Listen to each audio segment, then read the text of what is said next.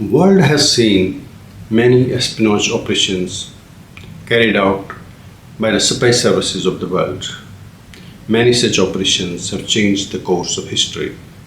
Today we'll explain in detail one such espionage operation carried out by Mossad involving kidnapping of Nazi war criminal Adolf Eichmann. At the beginning of the Second World War, Hitler invaded Poland and the persecution of the Jews, broadly referred as Holocaust, began. They were ordered to vacate their houses and register themselves with the German authorities. There, they were segregated into young and old, men and women. The infirm were sent to concentration camps and gas chambers. Those who were fit were to work as labor and help in indirect war effort. For centuries, no community in the world was as persecuted as Jews. One man who excelled himself in committing atrocities on Jews, and he was responsible for the deaths of about 6 million Jews, was named Col Adolf Eichmann. When war ended in 1945 and the State of Israel was formed in 1948, Mossad, the dreaded intelligence service of Israel, was founded in December 1949. One of the missions of Mossad was to bring Nazi war criminals like Eichmann to justice. But Eichmann, like his other companions, had ran away from Germany to escape punishment. For 8 years, Mossad kept looking for him, but in vain. In 1957, Asher Harold, head of Mossad intelligence services, received secret information that Dr. Fritz War, Attorney General of Hesse, wants to convey some special information to Mossad. In November 1957, Asher sent Charles Darrow, an security service officer of Mossad, to check with Dr. Bohr. When Darrow met Dr. Bohr at Frankfurt and returned to Israel, he had two informations to give to Asher. Number one, Col Adolf Eichmann is living in Argentina, and number two, he is living at 4261 Cali, Chacabuco, Buenos Aires, Argentina. Dr. Bohr could have passed this information to the German judicial branch or to the German embassy in Argentina, but he was afraid that someone at the embassy may inform Eichmann and he may flee again. It was stated that Eichmann was living in the false identity of Francisco Schimdit. When Mossad sources checked on Schimdit, they found that Schimdit was not Eichmann. So the file was closed. Asher thought that the information was not reliable. This frustrated Dr. Bohr, and he felt that Asher was not competent enough. So he personally visited Tel Aviv and met Attorney General Ham Cohen. He also stated that it was not Schimdit, but Ricardo Clement who was Eichmann. Zoe Ahroni, a brilliant Mossad agent, was put in charge of the investigation. But when Ahroni's source checked on Clement, they found that Clement had already left the place and nobody knew where he had gone. However, Mossad were soon able to track him at the new address, Kelly, Garibaldi. Ahroni also found that the new house was registered in the name of Vera Labli Eichmann. Ahroni's file also indicated that 21st March would be the 25th wedding anniversary of Adolf and Vera Eichmann. So Eichmann was sure to be at home on that fateful day. When Ahroni checked on Clement's address on 21st March, he found that Clement was staying in the courtyard. So the address was verified.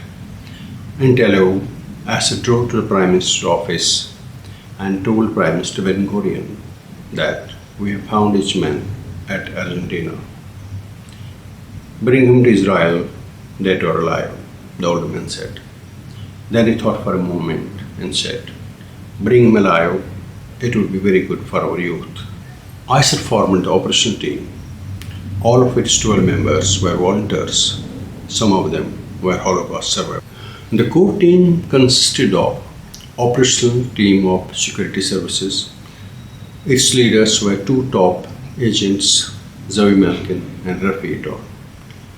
Zawi Hirani and Asser also joined the team. When they did recce of Clement's address, they found that Clement alias Eichmann was coming to his home regularly between 7:30 to 8 p.m. So they planned to kidnap Eichmann during this time in the dark, deserted stretch between the bus stop and his home. Asser was glad to find out that on May 20, 1960, Argentina would celebrate its 150th anniversary of its independence. Delegations would come all over the world to participate in the festivities. Israeli delegation would be headed by its Minister of Education, Avi Eban. Israel was glad to put a special plan, EL-AL, at the disposal of Avi Eban. Nobody told Eban that the real generosity for EL-AL plan was Operation Eichmann. The team started its activity at Argentina, renting out cars for kidnapping and surveillance, renting villas at secluded place to keep the prisoner. The plan was to capture Eichmann on May 11 and keep him in custody till May 20th. On May 11, the countdown began. 7 men were put in 2 separate cars, 4 men in the first car and 3 men in the second car. Zawi Hirani, Rafi Etor, and Zawi Malkin were in the first car. At 7:30, the 2 cars parked at Garibaldi. 7:35 p.m. Bus 203 stopped, but Eichmann was not there. 8:05 p.m. Another bus stopped. At first, they saw nothing. Then Avram Shalom, who was in the second car, saw a black figure coming towards them. Shalom turned the flashlights of his car on, aiming to blind the approaching figure with the beam. Clement kept on walking. At that moment, Zawi Malkin, who was standing by the Shoelet, turned to him and said, "Momentito, senor," means just a moment in Spanish. Clement searched in his pocket for a flashlight, which he often used in this deserted area at night. Malkin thought Clement is drawing a gun, so he leaped on the man and threw him on the pavement. 2 more men joined him. They held his arms and mouth and put him on the back seat of the car. "One move and you are dead," a voice said. Rafi Etor was curious to know whether the man they held had 2 scars on his body, so he checked his left armpit and the right side of the belly. Malkin was looking at Etor, and Etor nodded. They shook hands. Eichmann was in their grasp. The 2 cars stopped at a lone villa. Eichmann was helped inside the house. There, he was briefly interrogated.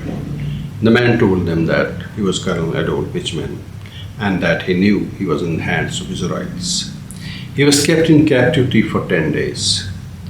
On May 21st, he was taken out from the house. He was wearing an AL-EL uniform. He looked like a crew member. A doctor had injected him with a drug which blurred his senses. He could hear and see, but he could not talk. He was put on a plane. 11:15 p.m.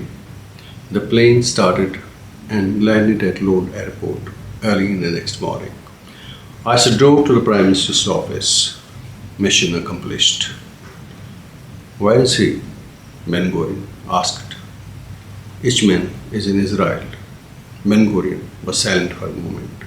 Then he asked, "Are you sure this is Eichmann?"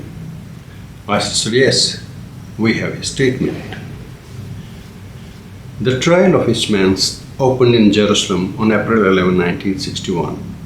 110 Holocaust survivors witnessed for a prosecution. On December 15, 1961, Eichmann was sentenced to death. His appeal was rejected by the Supreme Court and pardon was refused by President Yitzhak Ben-Zavi. On May 31, 1962, Eichmann was informed that his death was imminent. He was executed. His last words were in Nazi tradition, "We will meet again." The violence ultimately coils on the violent. Please subscribe, like, and press bell icon. We shall share more episodes based on true stories.